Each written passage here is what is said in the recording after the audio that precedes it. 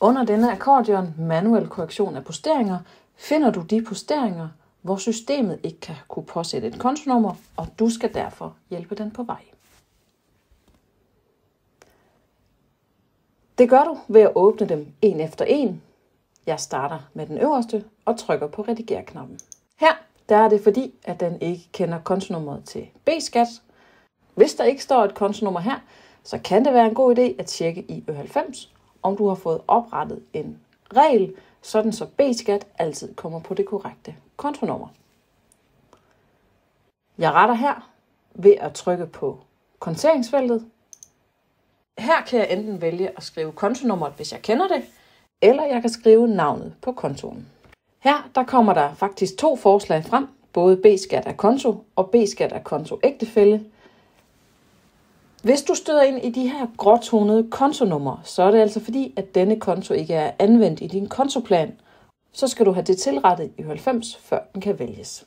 Jeg skal bruge denne her konto i dette tilfælde og vælger den og trykker på gem postering. Herefter så kan jeg altså gå videre til den næste i rækken. I toppen af dialogen der vil du kunne se hvilket bilagsnummer samt hvem leverandøren er.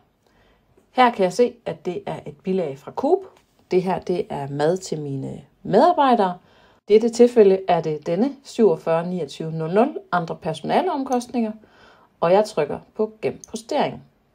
Når jeg har gjort det, så vil du kunne se herude under handling, at den postering, jeg har rettet, skifter fra rød til grøn. Derfor så skal jeg selvfølgelig også ændre konteringen på de andre varelinjer på mit bilag. Du skal altså tilrette denne her kontering manuelt på hver enkelt varelinje. Du kan altså her med fordel overveje, om du ikke bør lave en bilagskonteringsregel, fordi alle dine varelinjer de skal ende på samme kontonummer, og dermed så skal du ikke gøre det her arbejde næste gang. Jeg retter kontonummeret på den sidste.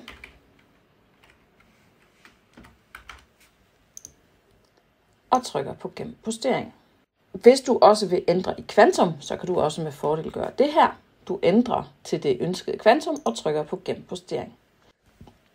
Havde jeg undervejs brug for at få åbnet mit bilag op, så vil jeg kunne gøre det ved at trykke på åbn bilag hernede i midten. Så vil mit bilag åbne i en fane for sig. Jeg er færdig på bilaget her og trykker derfor på næste. Nu kommer jeg hen til denne postering. Her åbner jeg op og siger, at dette skal på konto 7000. Jeg trykker på gem postering og går videre til den næste. Din arbejdsgang i billedet her, det er altså at få påsat et kontonummer på hver enkelt bilag, sådan så vi sikrer korrekt fradrag og moms. Sådan en huslejeindtægt her, den går oftest igen måned efter måned. Og vi kan altså sikre, at vi ikke skal sidde og påsætte et kontonummer hver gang. Jeg går over i Ø90, trykker på Find. I beløbet hernede skrive 5.000 og trykker på Enter. Og så vil mine huslejeindtægter altså komme frem. Jeg er startet med at få kontoudtogsposterne indlæst fra min bank via min Bank Connect-aftale, og jeg har derfor ikke rettet dem til endnu. Det kan jeg altså gøre på følgende måde. Du står på linjen, går op under funktioner og finder den, der hedder dataoverførsel individuel. Du vil komme frem til dialogen her. Her under virksomhed vil der stå kontoudtog, fordi det er posteringer, der kommer fra KU-posterne. Vareteksten vil være husleje, og jeg tilføjer det korrekte kontonummer og trykker på Enter. Det vil sige, at når huslejeindtægten kommer måned efter måned, at det altid skal på dette kontonummer. Når jeg nu er her, så kan jeg lige så godt lige rette til og skrive 3812 på de øvrige huslejeindtægter. Dette lille tip kan du med fordel bruge på de posteringer, som bliver hævet fra din kassekredit, men som ikke skal have noget bilag. Hvis du har været i Ø90 og har lavet enkelte tilretninger, så skal du altså lige opdatere det vindue, du står i, for at opdatere konteringen. De sidste 2 manuelle korrektioner, jeg har tilbage her, det er betalingsservice Telenor og betalingsservice kontingent. Også her vil jeg gå ind og rette mine KU-poster til, så de fremadrettet lander på det rigtige kontonummer.